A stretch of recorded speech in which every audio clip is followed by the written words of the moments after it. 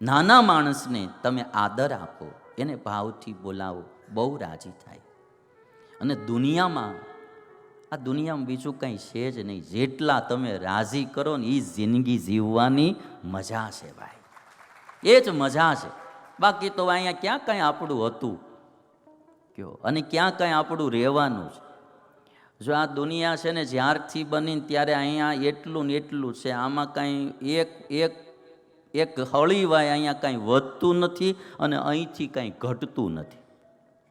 આ પૃથ્વીલોક જ્યારથી ભગવાને બનાવ્યો ને ત્યારથી બધી જ પ્રોપર્ટી જેટલી છે ને એટલી જ છે. કારણ કે ઉપરવાળાએ એક સિસ્ટમ ગોઠવી છે આ પૃથ્વી લોકમાં આવવાની. ઉપરથી આવે ત્યારે કોઈ કાંઈ લઈને આવતા નથી અને અહીંથી જ્યારે જાય ત્યારે કોઈ કાંઈ લઈને જાતા નથી. એટલે જેટલી સંપત્તિ કે ધન કે સોનું કે ચાંદી કે જે કંઈ છે, હીરા, એટલા ને એટલા જ આ પૃથ્વી લોકમાં રહેવાના. ઘડીક મારી પાસે આવે ને ઘડીક તમારી પાસે આવે ને ઘડીક આલિયા પાસે ને ઘડીક માલ્યા પાસે. બાકી અહીંથી ક્યાંય જવાનું છે નહીં. વચગાળાની જિંદગીમાં જેટલા જેને રાજી કરી લે એટલો ડાયો. હું ઘણી વાર કહું કે ભાઈ તમે મુંબઈથી રેલવે સ્ટેશનમાં બેઠા, રેલમાં બેઠા, ટ્રેનમાં, સુરત તમારે ઉતરી જવાનું છે, તમારી સીટ રિઝર્વેશન કરાવેલી છે. ટ્રેનની સીટ કોઈની હોતી નથી. ટેમ્પરરી તમને રિઝર્વેશન આપ્યું હોય કે ભાઈ મુંબઈથી સુરત સુધી આ સીટ તમારી, બરાબર.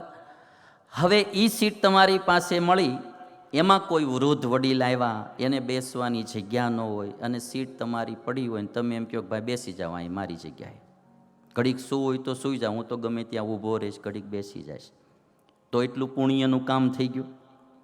કોઈ બેન દીકરી હોય અને એની સીટ ન હોય, તમે ઘડીક આપણી સીટ દઈ દો કે તમે અહીં બેસો, કાંઈ વાંધો નહીં, હું તો ઘડીક ઊભો રહીશ, ગમે ત્યાં બેસીશ, વાતો કરી લઈશ, તો એટલું તમારે પુણ્ય થઈ ગયું.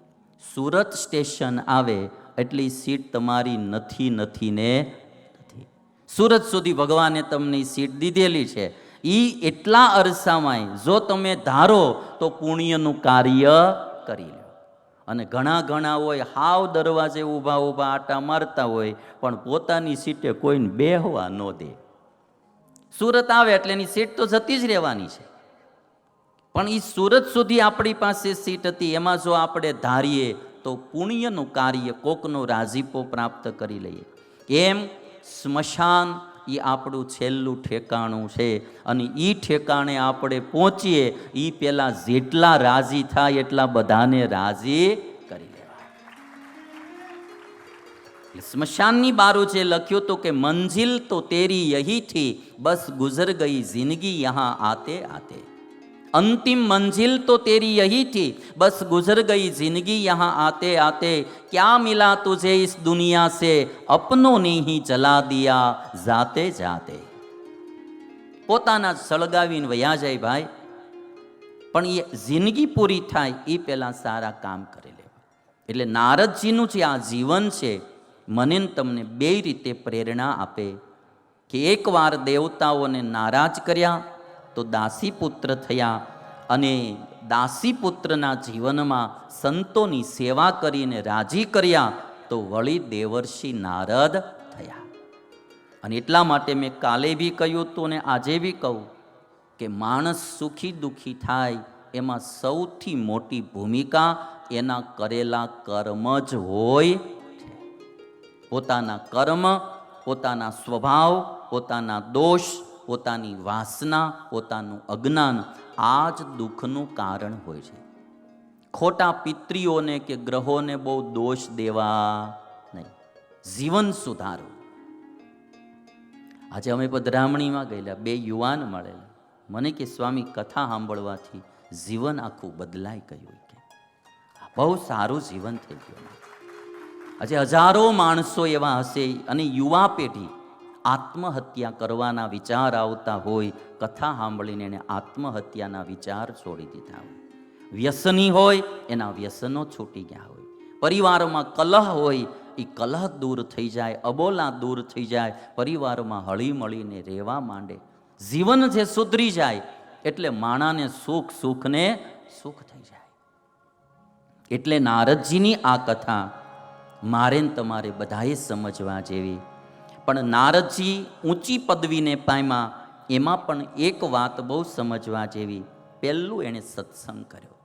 બહેનો ભાઈઓ બધાને મારી વિનંતી છે, આખો દિવસ તમારે જે કંઈ સાંભળવું એ સાંભળો, પણ એક નિયમ જીવનમાં રાખજો કે આખા દિવસમાં અડધો કલાક ભગવાનની કથા જરૂર સાંભળવી. જે સંત તમને ગમે, જે તમારો સંપ્રદાય હોય, જે તમારા ધર્મગુરુ હોય, જે સંત તમને ગમે, જેની કથાથી તમારું પોષણ થાય, તમારા જીવનમાં પરિવર્તન થાય, રોજ અડધી કલાક કથા તો સાંભળવી. આ શરીર સવારથી સાંજ સુધીમાં મેલું થઈ જાય એટલે એને રોજ સવારે નવડાવવું પડે. કપડાં એક દિવસ આપણે પહેરી રાખીએ, મેલા થઈ જાય એટલે રોજ આપણે એને ધોઈએ છીએ. એમ જેમ તનને સ્નાન કરાવવું પડે, એમ મનને પણ સ્નાન કરાવવું પડે.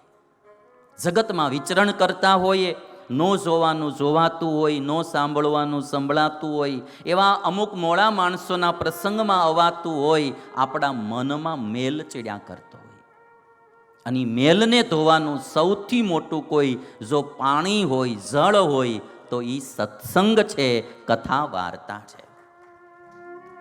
રોજ થોડી કથા. અને એક્સ્ટ્રા ટાઈમ કાઢવાની જરૂર નથી. જમતા હો મોબાઈલમાં કથા ચડાવી દો. બીજું ત્રીજું જોવું એના કરતાં કથા સાંભળો, બહુ ફાયદો થશે. મારી તો ગેરંટી છે તમને કે રોજ જે માણસ અડધો કલાક કથા સાંભળે એનું જીવન બદલ્યા વિનાનું રહે જ નહીં ભાઈ. સત્સંગનો એ પ્રતાપ છે, સત્સંગનો એ પ્રભાવ છે. એ જેસલ લૂંટેરા જેવા જેસલ પીર બને ને બને. કેટલા નાસ્તિકો હોય ને એ બી આસ્તિકો થઈ જાય.